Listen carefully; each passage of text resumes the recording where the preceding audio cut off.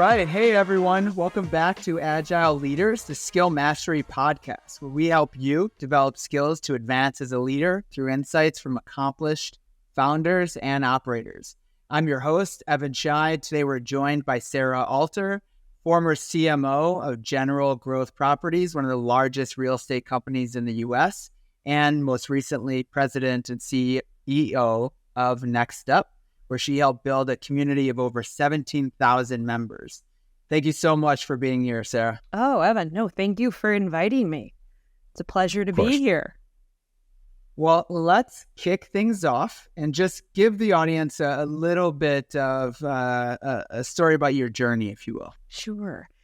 You know, as I was thinking about it last night, preparing for our conversation, the concept that came to mind is that my career journey has been a scavenger hunt.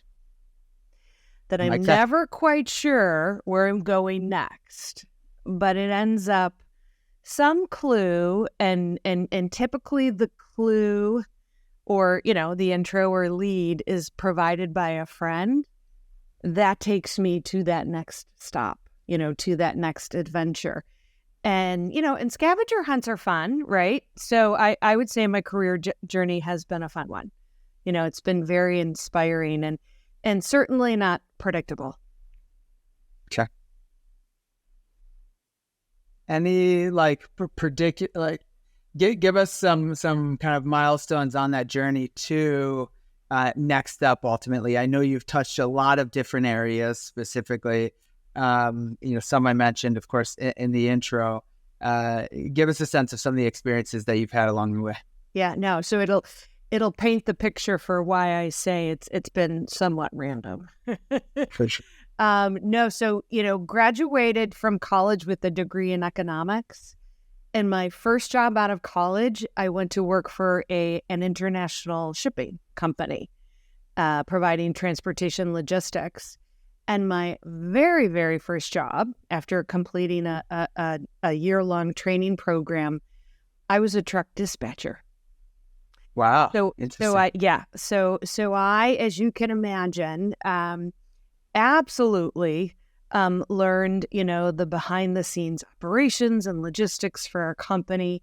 It was probably the best thing that a young hotshot college kid could have ever done in their first job, because it was incredibly humbling, and it was the perfect way to start my career because it was foundational in that I learned how the company operated inside and out. And following that, I sold transportation services all across the United States, but in particular, two of the states where I had the most interesting of adventures was I sold shipping services in Iowa and Nebraska. So I was calling on beef and pork packing plants. I was calling on, agricultural machinery companies, seed company, salt of the earth, type of brands that everybody would know if I shared the names. And again, it was the perfect experience. One, because it humbled me. I appreciated that there was so much more than me and my degree in economics. But the second, and I think probably the more important thing, was it taught me how to sell. And, when I give advice to anybody who seeks it, I always say, hey, there are two core skills you have to learn. And the earlier in your career, the better off you'll be. The first is you have to learn how to sell. And, totally with you. Right? Whether you're a salesperson or you're leading a sales team, it's beyond that, right? It's more so you're going to have to sell yourself. You're going to have to sell an idea. You're going to have to sell a concept. And I would argue and I would advocate and continually do that if you do have the opportunity to be in a structured sales role or team or program, all the better for you. That second core thing that's foundational is you have to learn the value of service. And that one, I always say, you need to take a service role. You need to be waiting tables, or you need to be, a clerk in a retail store, be in a customer service call center. My eldest daughter, her first job out of college, she went to work for a consulting group, and they put her in a call center. It was an unemployment call center. And I remember her first reaction was like, I was here to consult, and I'm like, Yeah. oh, no. You will learn more from this experience than you would from any first-time consulting project. But that was... Did she take your word for that, or did she resist it and then experience the value firsthand and come back? The latter. Absolutely. Yeah. No, we went back and forth and hemmed and hawed, and this was during COVID. And this consulting group had gotten a huge project with unemployment centers, sadly, right? Because of the number of people that were losing their jobs. It was humbling for her, but she matured tremendously. She was talking to people who were barely able to pay their mortgage, their bills. And it taught her again, there's so much more to this world than her, and what she brought to the table. But as you can see, my career early on, I was learning these foundational skills, operational skills, selling skills. Went and got an MBA following that. And that was just such an incredible opportunity and blessing. It taught me a couple of things. One, I learned how to think on my feet, right? I had to digest a massive data and information and then come up with a recommendation. Okay, well, what should the strategy be? And so you had to learn how to very quickly think analytically and strategically, but then you had to learn how to think on your feet because of the classroom style was taught in the Socratic method. So it was the cold call. Forgive my cough. I've got bad allergies here. Learned that. And then I also learned the value of your network, right? You are only as successful as your team, and you are only as successful as your network, in a business role. And, clearly, that taught me, hey, I heard somebody else say this, and I can't take credit for it, but you have to collect people. And different kinds of people, right? You don't want people who are just like you, because then you never learn, Your network is effectively your team outside of the company. I love in a lot of ways. Yeah. Absolutely love that. So surround yourself with people who are smarter than you, who are, different than you, who are more interesting than you, who have strengths, that you may not have. Sure. So that, MBA, fantastic experience, went on just like everybody at that time was doing. You either went and you worked for an investment bank or you were a consultant. And so I went into consulting because, one, they gave me a huge bonus to pay off all my debt. And then two, I wanted to go abroad. And they're like, we'll send you to Asia. So I worked for them over in Asia. I was headquartered out of Hong Kong, but I traveled all over Northeast and Southeast Asia and tapped into that transportation logistics experience that I had. And you know what, Evan? I lasted just shy of 2 years. I learned that, I was an operator. I was a leader. I was energized by people and was not meant to be cranking out PowerPoint presentations and kind of dropping in a parachute and then ducking out when the real work had to happen. So moved on. And I worked for Steeples for 10 years. And wow. Loved it. I worked for them over in the UK, I was a marketing comptroller for the UK and for Germany. I moved on from there back to the United States to Chicago. I worked for a brand of theirs called Quill, and I did a variety of executive marketing roles, branding. I did call center and sales team strategy and management. But the core role that really changed who I was as a leader was in 1999. I'm dating myself. When they asked me to build that World Wide Web thing. The president literally called it that. and said, Staples is saying we got to do this World Wide Web thing. I don't think it's going to stick around. It's a glorified fax machine. You go build it. And it was one of those experiences. It truly shaped who I was as a leader, because it taught you, okay, one, be humble and acknowledge when you don't know what you don't know. So go find people who do. So I knew nothing about that World Wide Web thing. And so I went and found a whole host of partners, and I assembled a team. It's probably challenging to even find people that were true experts in that space at that time. Oh, indeed. Yeah. Even the, the external partners, right? The vendors, right?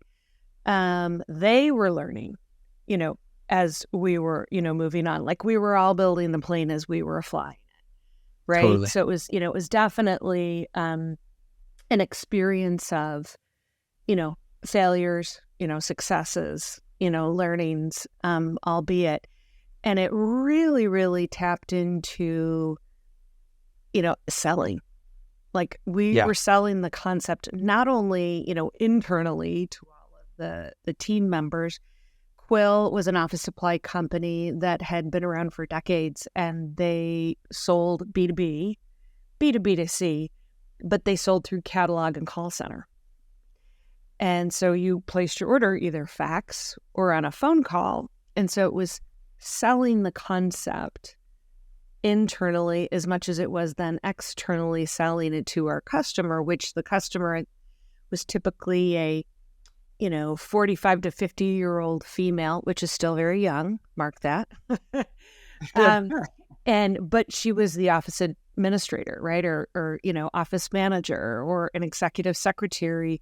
Typically didn't have a college degree, wasn't really technically savvy. And so we had to figure out how to incent and educate these incredible female leaders to, use the website, and then to, view the emails that we were sending. We just had to convince people just to give them give us their email address.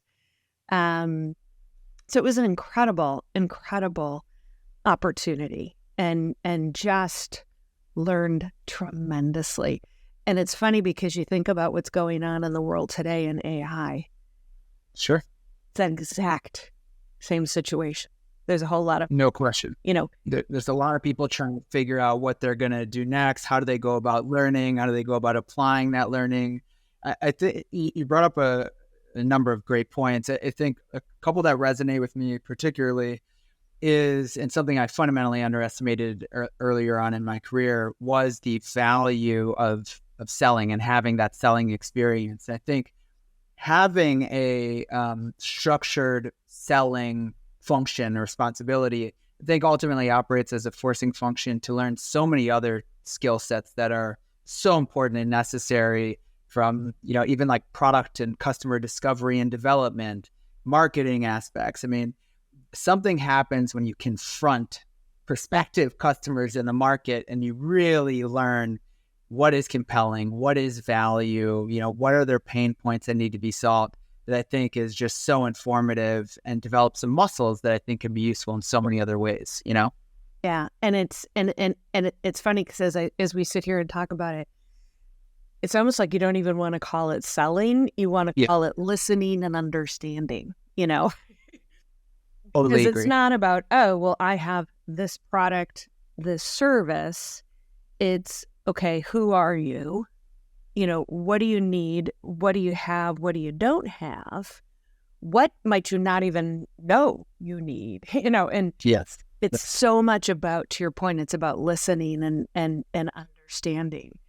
And, I imagine in your role, right, as a CEO, you're selling every day. It's Idle says, you hit it on the... yeah, right, yeah. We have operating principle, accelerate the path to the truth, and it plays in everywhere. And really, I would never have said historically, again, that I was a sales person, but I came to that understanding that actually our interests are aligned. We're trying to discover what is true about the challenges that you face, what is true about our ability to create a solution to the extent that our existing solution doesn't, that solves and addresses those challenges. It's not about what I have and I'm trying to, put it on to you. That's ultimately a waste of time. And even if you're successful initially, you're not going to be successful over the long run doing that. So I just love how you're articulating that. It is about listening and discovering, So you've hit on so many, well, both hard and soft skills that you've had. When you think about, ultimately at this point in your career and how you approach skill development, both personally and I guess professionally, how has that changed from earlier on in your career? Yeah, it's there's definitely been an evolution and transformation, right? There's been a shift. Earlier on, to me, it was all about, learning and developing skills, right? Really broadening and diversifying, my knowledge. And I probably didn't focus as much on my network as I should and could have. It was very much IQ focused. But now I've seen, when I reached that executive level, and definitely in the past 6 years as a CEO, I've shifted from that micro to the macro, right? And now it's more about, being strategic. Now it's more about, what is that path to deliver impact or to deliver, the financial results. It's definitely more EQ because Okay. I humbly appreciate, and I, referenced it earlier, I'm only as successful as my team. And so it's about, coaching and developing and energizing and empowering them. It's motivating them, most importantly, because I have the vision, they help bring it to life. It's about influencing others, right? So it's really broadening and diversifying that network because you're here to serve that customer, that client, that partner. And so how do you, communicate effectively? How do you, develop like this strong and, engaging relationship and partnership? And the other thing too, is I very quickly, particularly when I became the CEO, I got like pushed up out onto the stage and in the limelight, right? And I had to be the voice and the head and the heart of the brand. And so it's, it's again, how do you just in how you communicate, how do you inspire, how do you motivate, whether it's your team, or it's your, customer or client or partner, and how do you very impactfully communicate the brand, the mission of what you and your organization are here to do. So it's a lot more public speaking, whereas, far earlier, in my career, it was more one-on-one, small team, type discussions. Now it's much more about presentations, conferences, board meetings. Was that transition deliberate? Like, is there an identifiable moment where you had to go from one to the other? Was there a role that kind of gradually pushed you in that direction? Give us a sense of how that happens for folks who are doing really well, crushing it maybe with a smaller team currently, but have aspirations to get to, the C-suite type of role. Yeah, I would say there's probably 2 core milestones.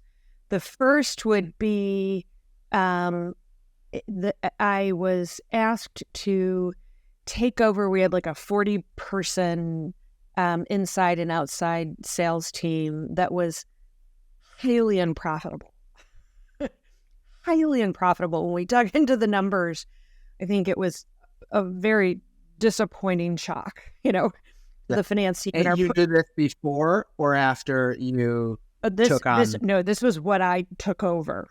And as we dug into it, we literally had to let go of every single sales rep because we were losing money on this team structure. And so it was a whole mix of, rebuilding the strategy, the compensation plan, the caliber of who we had, just the training, etc.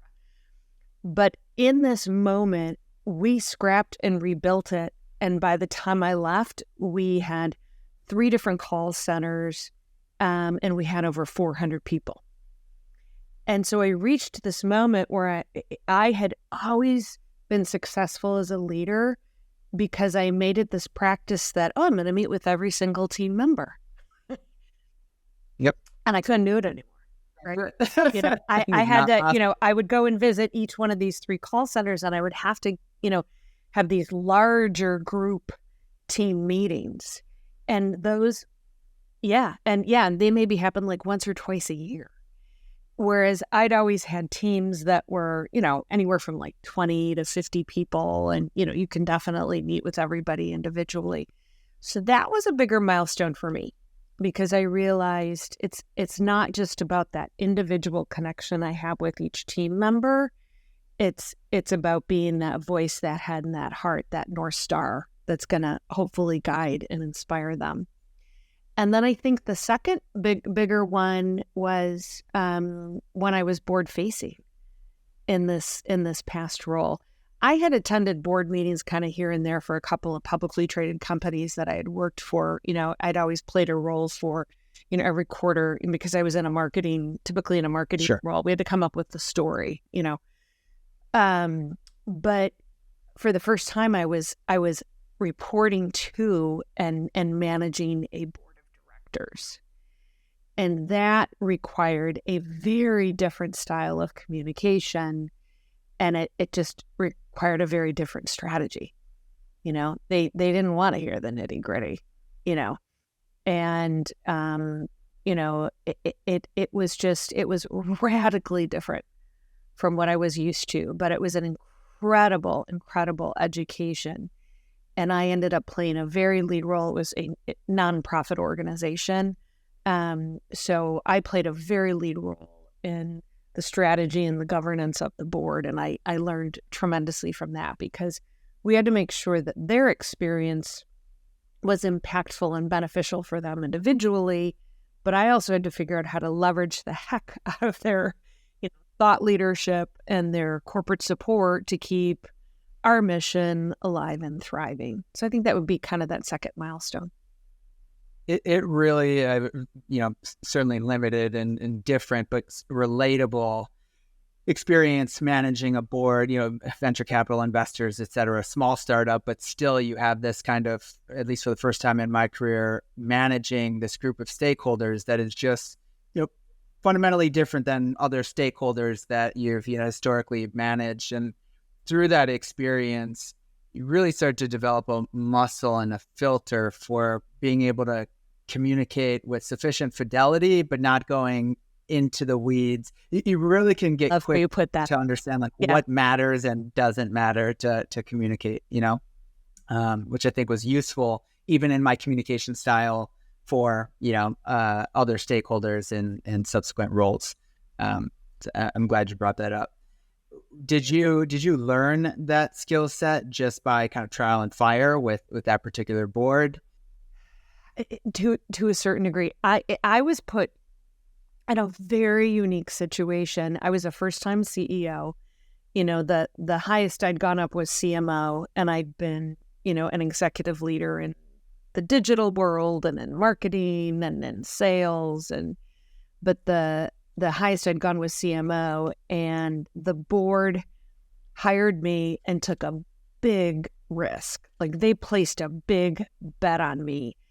But what they did, and this is so unique, and I humbly appreciate this does not happen in the VC, PE, or corporate world, but they had 2 legacy partners who'd been highly successful in their own rights in both the CPG and retail world.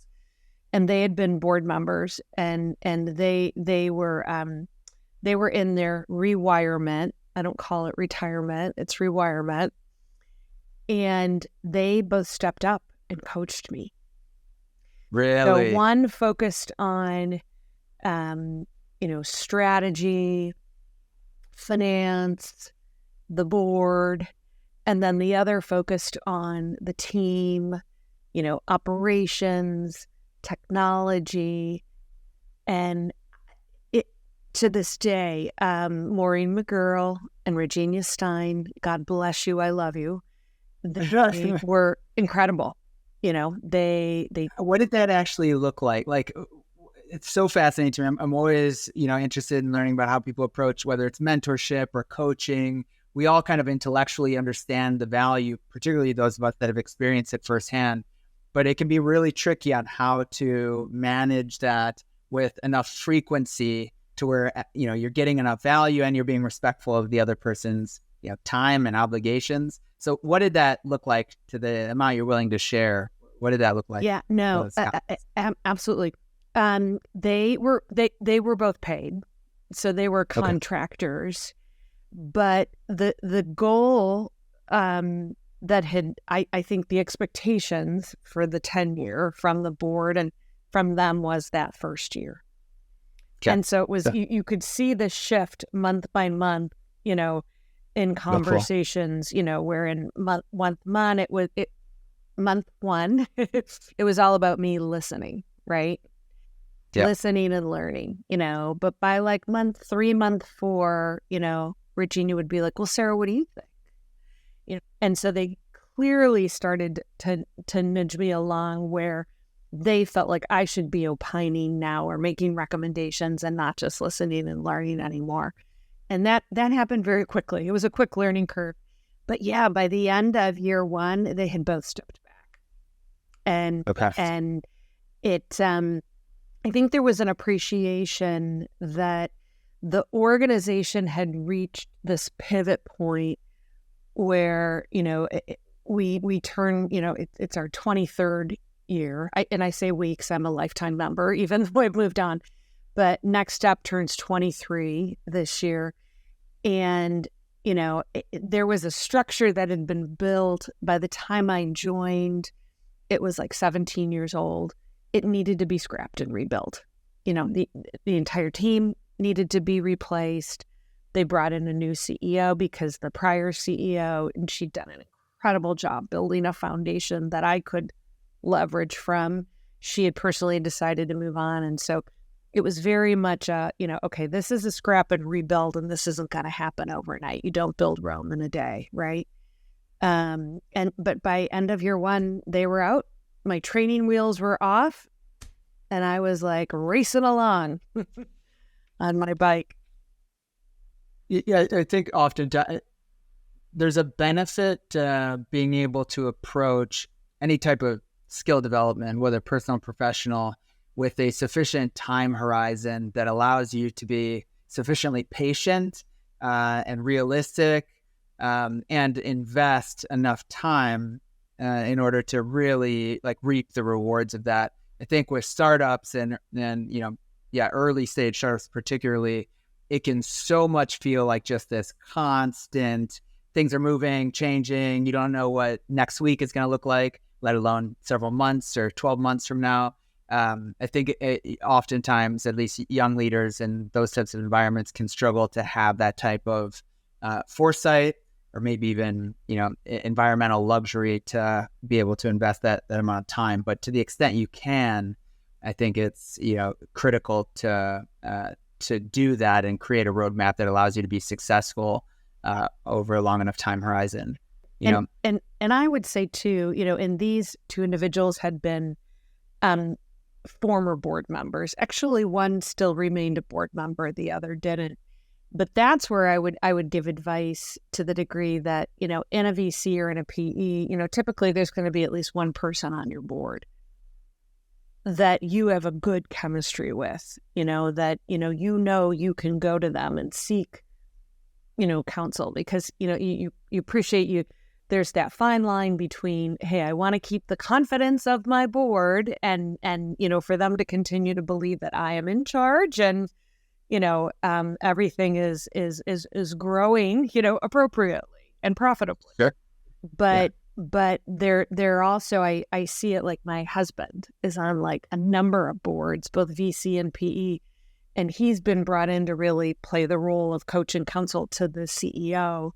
and guide that individual along. And so if you can seek that type of relationship or partnership, that might be a similar situation, which, again, like I said, so fortunate that happened because it just accelerated my learning curve big time. I love that. Even some of the board members on, past experiences, they have remained, not even just kind of loose mentors, but even a couple weekends ago, shot one of them a text on, end of day Friday, just, asking a quick piece of advice. And next thing you know, he'd jump on a call with me, throughout the weekend, and just so invaluable to have those types of perspectives and just a trusted party to be able to exchange ideas with. I think people are more willing to provide help and support than we often give people credit for. And I'm certainly I agree. Guilty of that, I agree. No, yeah. Couldn't agree more. Is there, and you kind of hit on a couple, but is there any particular time where there was a new skill you had to learn quickly? Well, I guess that probably is one of them, but let me back up. If there is, individuals out there that are feeling, overwhelmed by the prospect of having to learn new skills while managing their existing responsibilities, any best practices or advice that you'd provide to them? Absolutely. So a couple things. One, don't boil the ocean, right? Like pick one thing. Maybe there's like one skill or there's one topic, that you need to be better educated in. I'm a big believer, knowledge has a shelf life, right? So all of the degrees that you got, you learned a whole ton of knowledge, right? And probably some skills. They all have shelf lives. Now, the people you meet don't, as long as you nurture those relationships and that network. But knowledge has a shelf life. So pick a topic, right? And I have an example. Julie Sweet, the global CEO of Accenture, loved what she did. And once a quarter, she went to her tech team at Accenture and said, I need you to educate me on everything and anything there is to know on, fill in the blank. Right now, I'm trying to educate myself on AI. Sure. So, all you need to do is Google it, right? All you need to do, quite frankly, is go to ChatGPT. And they'll write you a paper or a presentation on it. But it's very easy to pick that topic and just learn, on your own pace and in your own time. And there's all sorts of free coursework. Like there's this group called Coursera. Well, there's this incredible organization that you run, right? That they can come to you and learn all about technology. But, pick one topic, pick one skill and focus on it for a quarter. But the one thing I would do for sure, and depending on the level you're at, right? Like if you're an executive, onus is on you, right? But if you're a more junior member of a team, go to your boss then and build that into your development plan, right? Build that into your goals and just say, hey, I want to learn more about this skill, or I want to learn more about, this topic. Can I build it into my goals? What will you do to support me, either giving me time off to pursue it or potentially funding? But that's a great signal to your boss as well. Like right.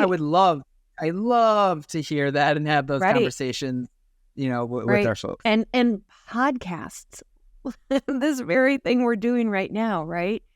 It's so easy that, the next time you drive to work or go for a long drive or go for a walk or a run, listen to a podcast. Like I was just walking earlier and I saw a woman walking her dog and she had it playing out loud, And I was thinking, God, I wonder if the dog's really digesting this. It was all business strategy, right?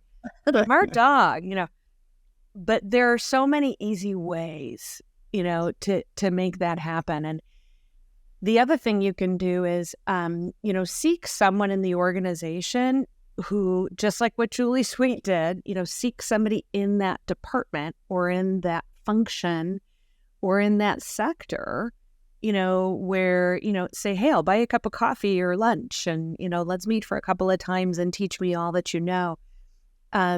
I know it when I was at Discover. I worked for Discover Financial Services for just under 7 years. But they had this phenomenal practice where you could do, coffee with the head of, and then it was like a different department or function. And then, once a month, you could go and meet with the head of technology and learn what was going on. You could go and meet with the head of finance and learn what was going on. And so if you don't have that, capability because you don't have a large enough organization, find friends, go to LinkedIn, find people, who you could potentially connect with and chat with for 30 minutes. But it's just, take it one thing at a time. It's a little less daunting. It's so important. I think right out of the gate to be able, like you had articulated, be able to kind of pick a lane or at least pick a focus area. And to the extent that feels too daunting or you find yourself kind of constantly being pulled in a million directions because content is being thrown at us in a million different directions, pick a short enough time period that you can commit to that particular subject. And hopefully you start to see some of the benefits of what you're learning, coming to fruition, and hope maybe that kind of perpetuates the process, or you can at least commit to it longer term.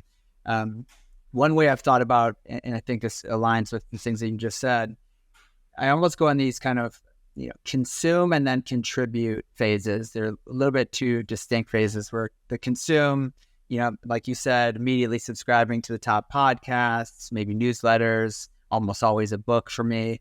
Although with AI, the book's going to be outdated very, very fast. But then like the contribute part, I think is just as important. You articulated it well throughout this conversation. It's like, how can you have live conversations with, the smartest people that you can find on the topic? And, it's that exchange of ideas, I think, really accelerates the learning process as well. I love that framework. I will take that away from you if I may. Well, there's plenty I am going to be taking away from this conversation. Sarah, I can't tell you how much I appreciate your time today, you sharing your wisdom with us. I know our audience is going to benefit from it and really appreciate you doing it. So I would love to have you on another time, and hopefully I can continue to learn from you and all the incredible things that you're doing. No, Evan, it was an honor. And thank you for including me and allowing me to share my story, but more importantly to, share hopefully some good ideas and tips, for others that are listening. And I would love to come back. Awesome. Thank you so much, Sarah.